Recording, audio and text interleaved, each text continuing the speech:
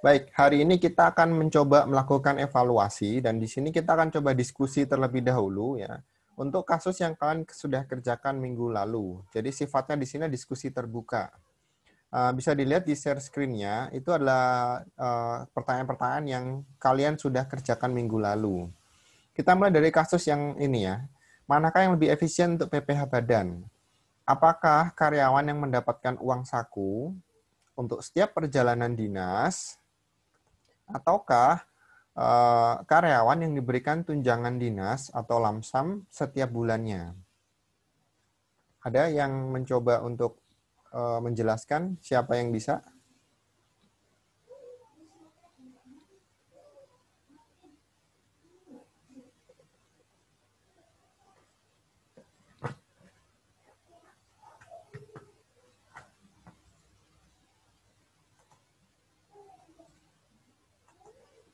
Halo?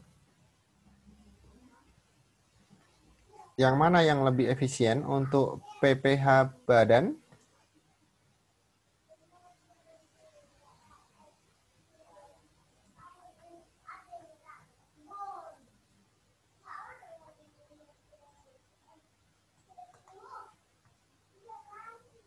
Yang tunjangan dinas atau uang saku untuk tiap perjalanan atau yang sifatnya reimburse?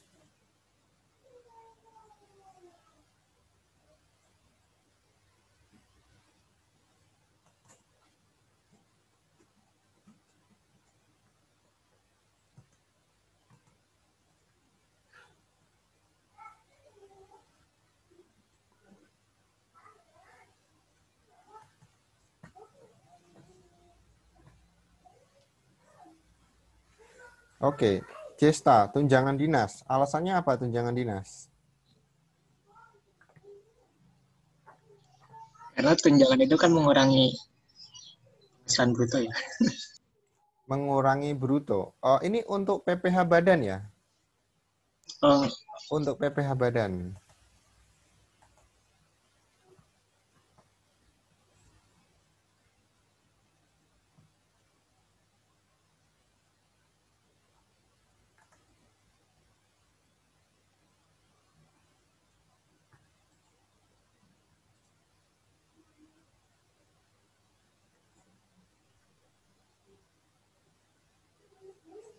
Oke, saya rasa sudah lengkap ya, 37 ya mahasiswanya.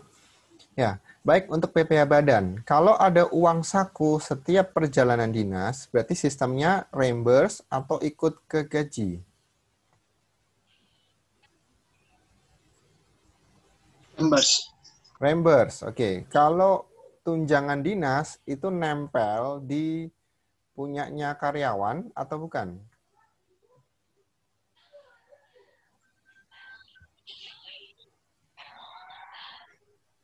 Karyawan nggak sih, Pak? Ini tiap perjalanan dinas, berarti kan reimburse. Kalau ini tunjangan dinas, berarti dia nempel di gajinya karyawan. Ya. Kalau nempel di gajinya karyawan, dia ikutnya PPh 21 badan atau pribadi? Pribadi ya, Pak. Pribadi. Ya. Kemudian kalau tiap perjalanan dinas yang sifatnya reimburse, masuknya ke PPh badan atau pribadi? Badan. Badan, oke. Dengan Badan. kondisi ini PPh badan, ya untuk reimburse, kemudian dia diberikan keterangan di PPh pasal 21 di Undang-Undang PPh, di situ untuk tiap perjalanan dinas itu boleh sebagai pengurang. Nah, berarti PPh badannya boleh dikurangi dari perjalanan dinas yang di sini. Otomatis yang efisien untuk PPh badan adalah yang memang bermanfaat untuk perusahaan sendiri, yaitu yang sifatnya sistem reimburse atau setiap perjalanan dinas. Jadi kalau ada tunjangan dinas ya, buat perusahaan nggak akan ada efeknya. Yang ada efeknya justru PPh orang pribadi yang naik. Itu untuk kasus review yang pertama.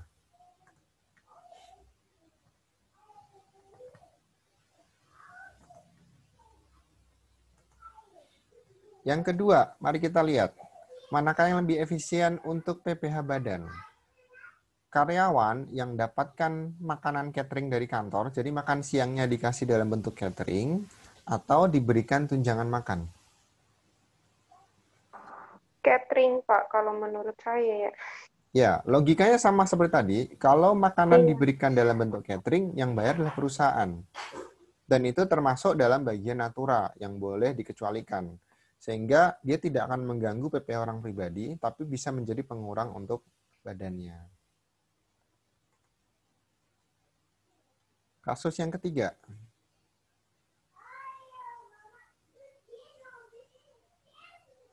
Mana yang efisien? Karyawan dapat HP dari kantor atau diberikan tunjangan pulsa setiap bulan? Dikasih Tugas HP kopi. aja. Gimana? HP, Logikanya Pak. gimana? Logikanya seperti apa?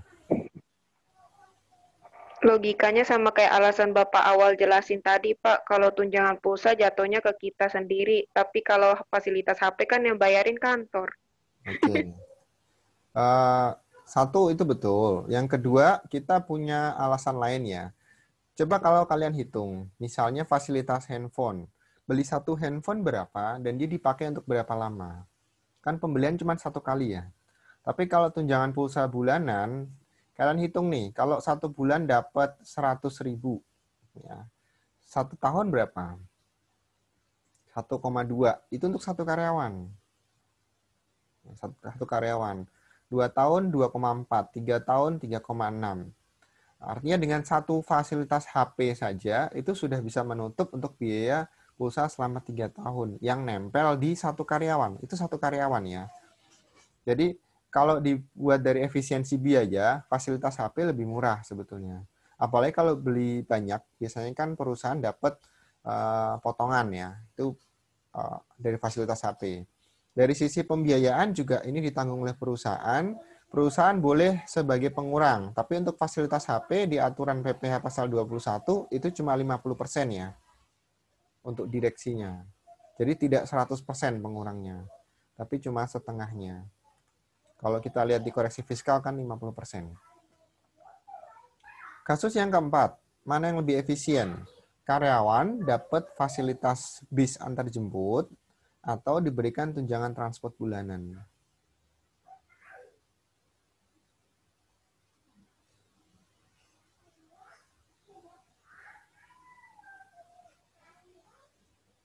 Dikasih bus, Pak.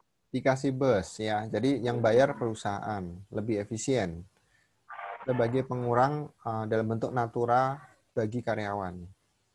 Kemudian yang berikutnya, soal kelima. Karyawan dapat tunjangan PPh 21 atau PPh 21-nya ditanggung oleh perusahaan.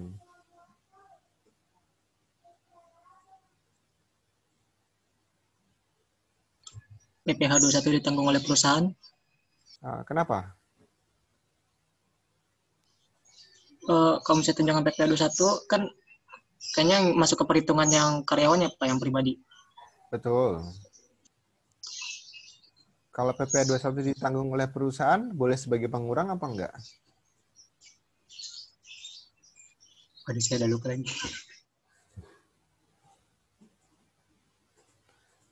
Kalau yang terkait dengan efisiensi atau produktivitas pekerjaan, boleh ya sebagai pengurang. Kecuali untuk pajak. Ya. Jadi kalau PP yang ditanggung oleh perusahaan tidak masuk sebagai pengurang. Artinya di perusahaan tidak memberikan dampak pengurangan. Justru malah jadi beban perusahaan. Tapi kalau dapat tunjangan PPh 21, sama seperti metode gross up, ya, sebetulnya perusahaan nggak keluar apa-apa. Ya. Cuman dari sisi perhitungan angka, miliknya karyawan dinaikin, tapi yang bayar pajaknya si karyawan sendiri. Jadi untuk badannya atau perusahaannya itu nol ya tanggungannya. Sedangkan kalau PPh 21, dia akan minus kalau yang ditanggung oleh perusahaan. Sehingga ini akan lebih merugikan. Kita ambil pilihan yang pertama, tunjangan 21 yang diberikan dari kantor kepada si karyawan atau metode gross up. Kasus yang keenam, manakah yang lebih efisien? Karyawan dapat fasilitas kendaraan dinas atau karyawan diberikan tunjangan bahan bakar minyak atau BBM setiap bulan.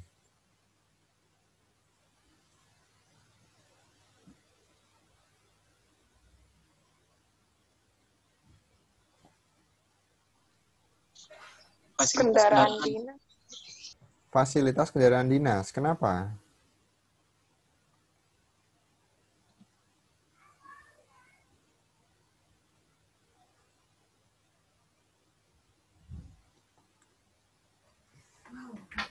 Kalau tunjangan BBM jelas ya, dia akan nambah penghasilan karyawan. Artinya dikasih tunjangan misalnya 1 juta misalnya. Nah, 1 juta ini boleh dipakai untuk bensin, kalau sisa biasanya nggak dibalikin ya. Artinya dia akan ngikut juga sampai ke PPh 21 miliknya karyawan. Tapi kalau fasilitas kendaraan dinas, boleh sebagai pengurang pajaknya ya. Tetapi dengan syarat hanya boleh 50% saja. Sesuai dengan ketentuan peraturan Menteri Keuangan ya. Untuk fasilitas kendaraan dinas 50%, untuk fasilitas handphone atau komunikasi 50%. Jadi sekalipun pengurangnya cuma 50%, menurut perhitungannya harusnya lebih efisien di sini dibandingkan diberikan tunjangan BBM. Karena ini perusahaan juga keluar uang nih untuk tunjangan. Ya. Tapi Pak, kalau misalnya buat servis gitu ditanggung juga ya Pak? Servis itu maintenance dari perusahaan ya. Itu bukan masuk ke sini ya. Itu di luar, itu biaya yang ditanggung oleh perusahaan itu boleh. Servis itu biaya, bukan ini kan fasilitas ya. Bukan biaya. Kalau fasilitas kendaraan dinas, ya, kendaraan yang dibeli itu bukan biaya, tapi jadi asetnya perusahaan. Sehingga dia boleh jadi pengurang pajak. Dia tidak hilang dalam satu periode. Nah, nanti silakan dibuka lagi mata kuliah akuntansi perpajakan. Nah, itu biasanya ada tuh penjelasan detailnya. Pertanyaan yang ketujuh. Karyawan dapat fasilitas klinik, ya, atau karyawan diberikan tunjangan bulanan pengobatan.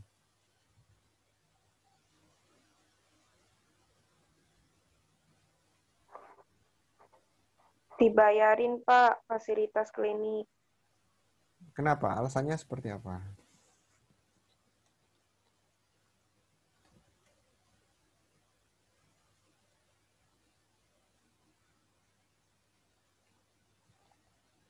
Ada yang bisa kasih penjelasan alasannya seperti apa?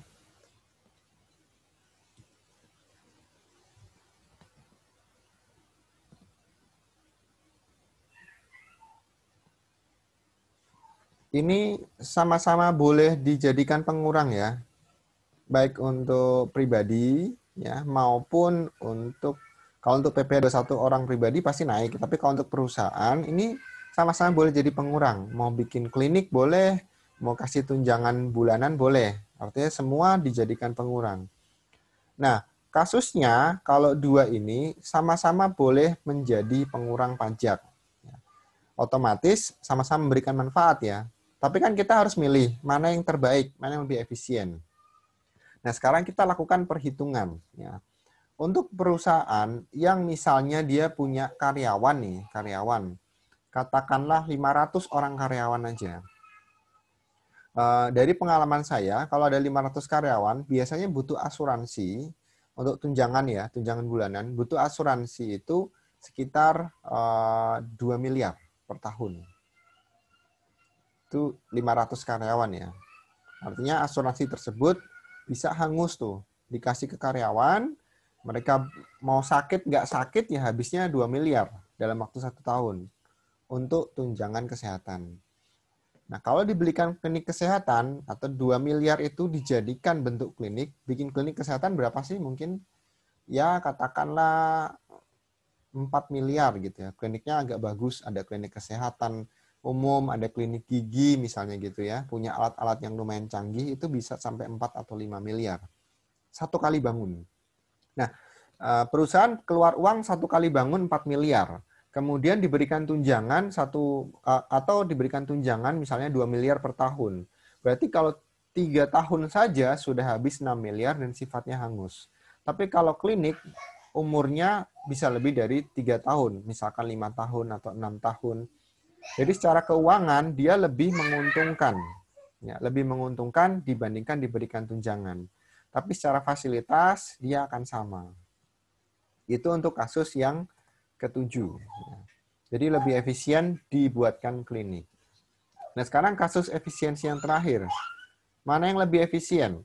Karyawan dapat bonus dari laba ditahan atau diberikan dividen?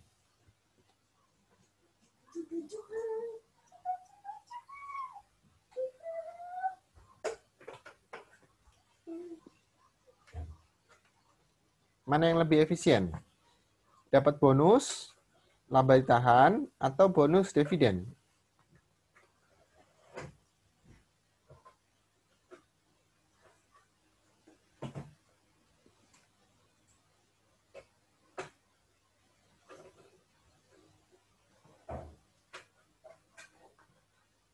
Yuk.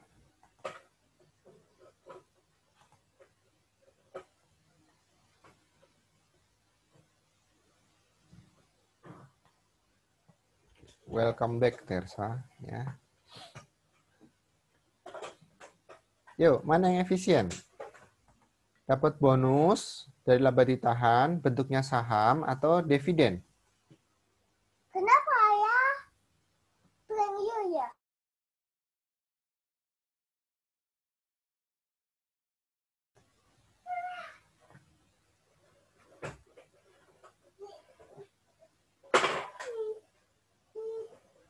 Dari 34 orang tidak ada?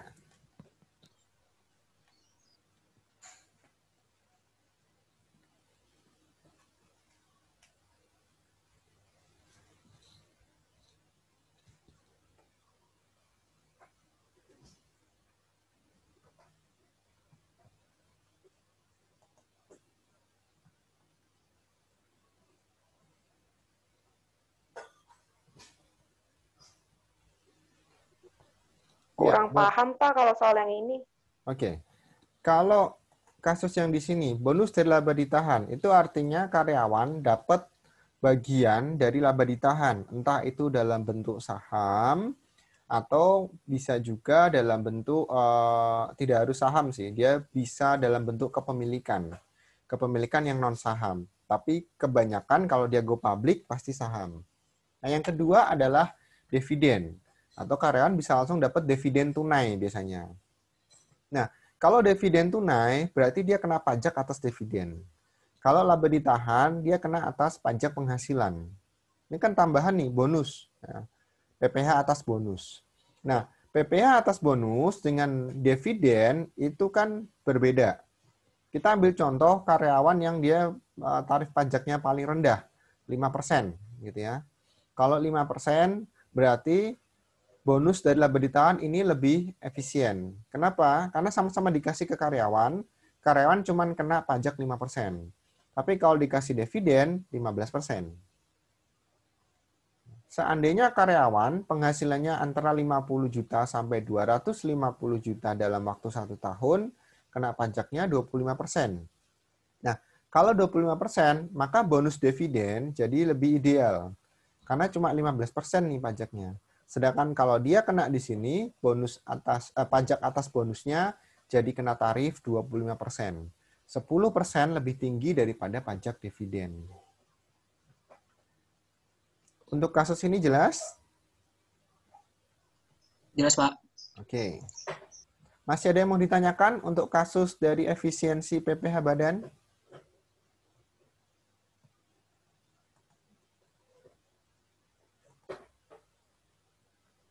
Bapak, saya mau nanya, berarti khusus laba ditahan sama yang dividen itu tergantung penghasilan yang didapetin dong ya? Iya, Oke. tergantung dari persentasenya dia. Di pajak PPh 21-nya dia udah kena berapa. Kalau udah kena 15%, ya rugi gitu ya. Kalau kena 25%, ya, yang di level ketiga ya kalau nggak salah ya, itu kan rugi dia. Tapi kalau masih 5%, 15%, kalau 15% sama aja ya, 50-50. Mau pakai dividen boleh, pakai saham boleh, toh sama-sama kena 15%. Thank you, Pak. Oke. Oke, sebelum saya pindah, ada lagi yang mau ditanyakan?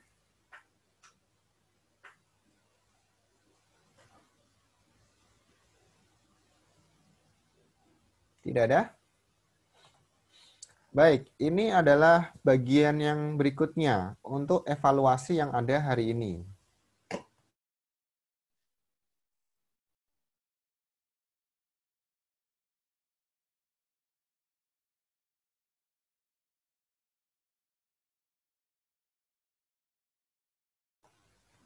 Ya, di dalam kasus evaluasi hari ini yang kalian kerjakan ada 8 kasus ya.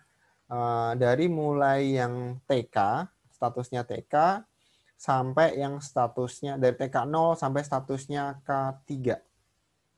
Ya, TK 0, TK 1, TK 2, TK 3, K0, K1, K2, K3. Jadi ada 8 kasus ya. Dengan perbedaan adalah kalau yang K dia penghasilannya saya naikkan jadi 8 juta per bulannya, tapi kalau yang TK 5 juta. Nah, di sini sebetulnya adalah tujuan utamanya adalah membuat kalian paham bagaimana cara menghitung PPh 21 baik dengan metode net maupun metode gross up. Dari uji coba yang tadi, ya, kalau kalian bisa dapat nilai 50% aja. Ada yang dapat 50?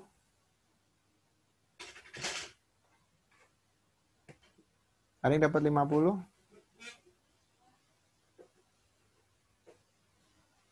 Dapat. Ya. Siapa yang dapat 50?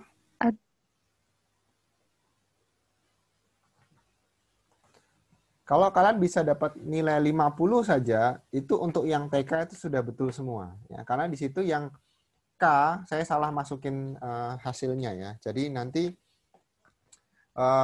nilainya kalian pasti akan dianggapnya salah semua. Jadi itu perlu dievaluasi. Tapi untuk yang TK, yang statusnya TK, itu hasilnya sudah betul semua. Nah, untuk kasus yang terjadi seperti ini, maka kalian perlu lihat untuk metode net, berarti dia tidak perlu pakai tunjangan PPh. Langsung dimasukin penghasilan per bulannya berapa, tunjangan per bulannya berapa. Ini untuk penghasilan brutonya dia. Nanti 1 tahun, dapat juga premi asuransi dari pemberi kerja nih 500.000 atau 6 juta 1 tahun.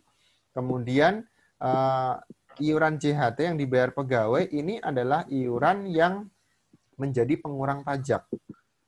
Setelah biaya jabatan dikurangi JHT 6 juta setahun. Kalau disetahunkan. Ini kan semua per bulan. Kemudian kalau metode net, berarti nanti kalian akan hitung langsung. Ya. Hitung langsungnya itu artinya tidak perlu pakai tunjangan PPh.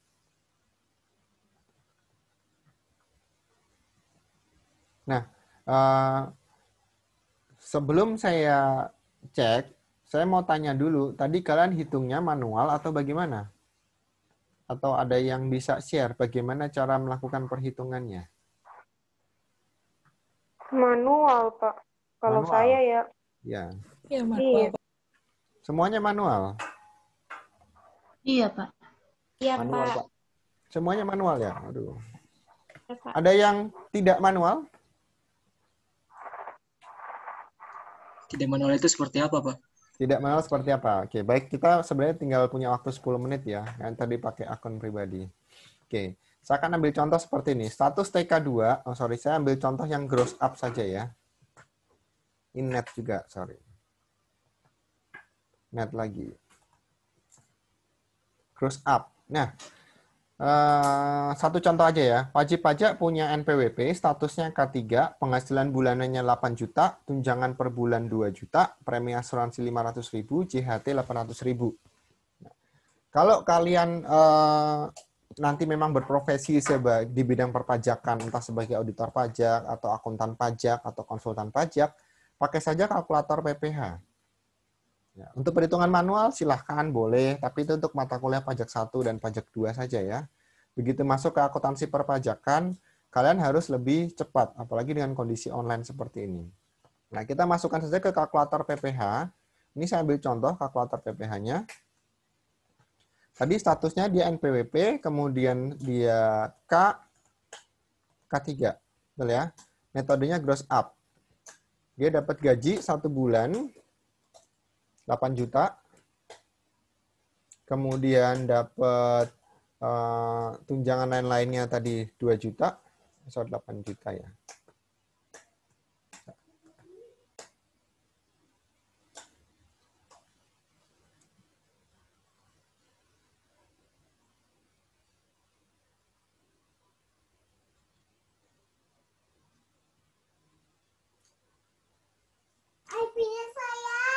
Not yet. I 96 juta. finish. Not yet. Wait for me. I finish. Ya, di sini 24 juta. Kemudian premi asuransi yang dibayar pemberi kerja 500.000. Kalau 1 tahun dia dapat 6 juta. Kemudian kena iuran JHT-nya 500.000, dapat 6 juta juga. 1 tahun ya.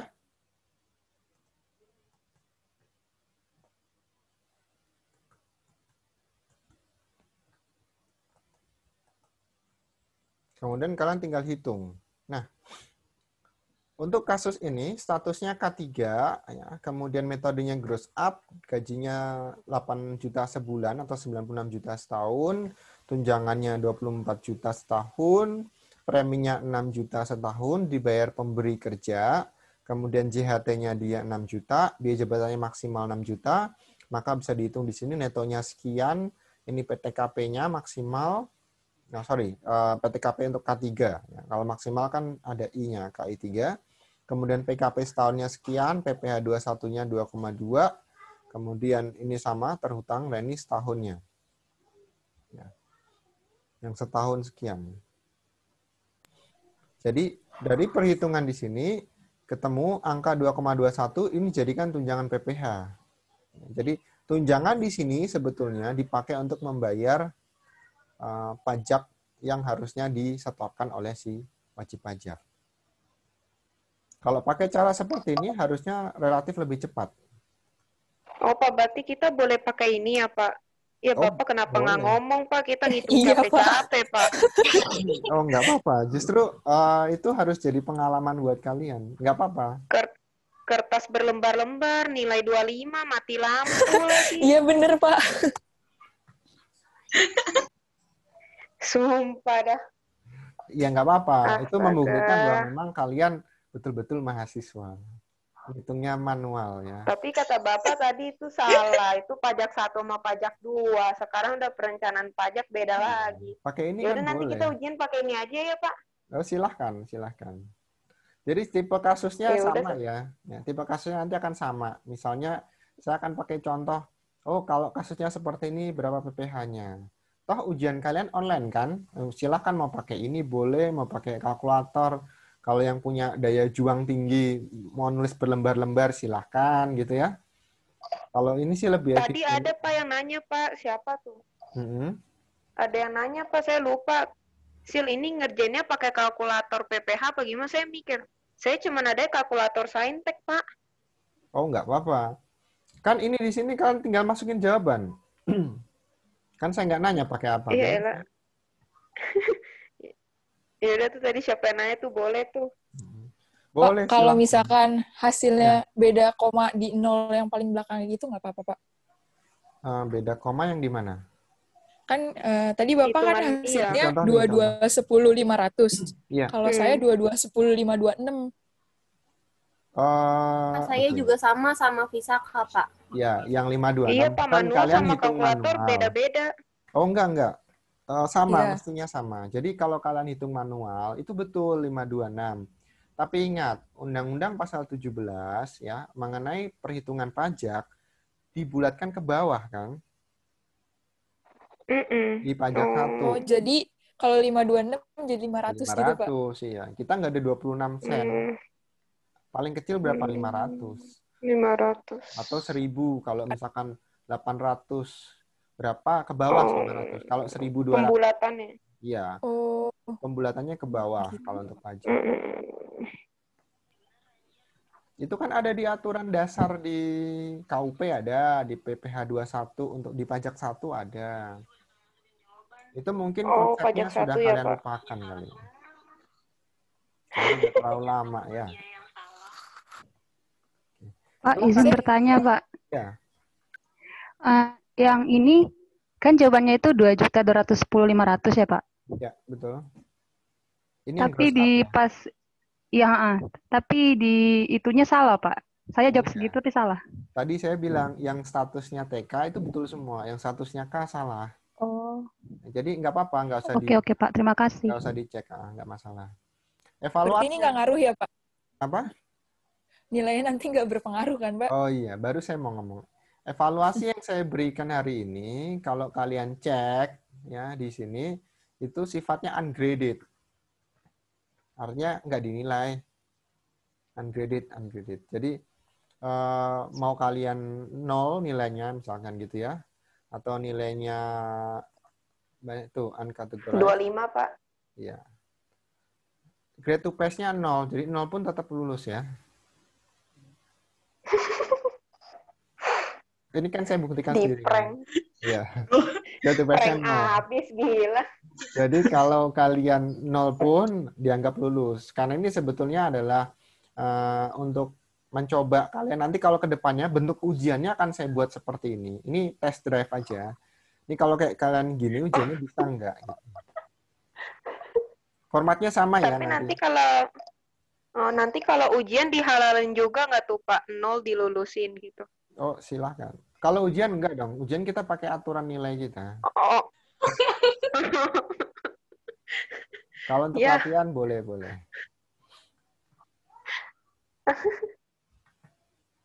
Ini saya coba untuk 1 kali attempt saja. Tujuannya adalah untuk memastikan kalian bisa masuk dulu, 1. Yang kedua, kalian bisa mengerjakan. Tadi kayaknya sih hampir semuanya sudah bisa masuk. Ya. Masalahnya adalah untuk ujian kan kita harusnya 1 kali attempt saja ya. Ini pastikan jaringannya nih nanti pada saat ujian. Ini kalau ada masalah, nanti nilai kalian nggak masuk loh. Kalau cuma 1 kali. Oh, nggak bisa toleransi ya, Pak? Mungkin bisa dengan model seperti ini. Sebelum waktu habis ya. Jadi kalau kalian lagi mengerjakan, tahu-tahu mati lampu atau keluar sendiri, selama belum disubmit gitu ya, balik masih bisa lagi. Tapi kalau yang automatic, nanti kalian akan sekali keluar ya dianggapnya udah selesai. Kayak yang hari ini kan automatically. Tapi kalau nanti ujian saya akan buatnya yang seperti ini ya. Jadi yang penting waktunya belum selesai. Ujian cuma 2 jam nanti pastinya. 2 jam, jadi waktu 2 jam itu tolong diselesaikan misalnya jam 8 sampai jam 10. Nah, jam 10 harus selesai, 10 WIB nih ya. 10 harus selesai, sebelumnya itu kalau kalian hilang pun nanti akan bisa baik lagi. Oke. Saya mohon maaf nih waktunya sudah tinggal 1 menit. Nanti kita minggu depan akan sambung lagi dengan materi yang efisiensi PPh pasal 22 ya. Untuk hari ini pertemuannya saya sudahi terlebih dahulu. Oke. Kalau mau ada pertanyaan lanjut silahkan di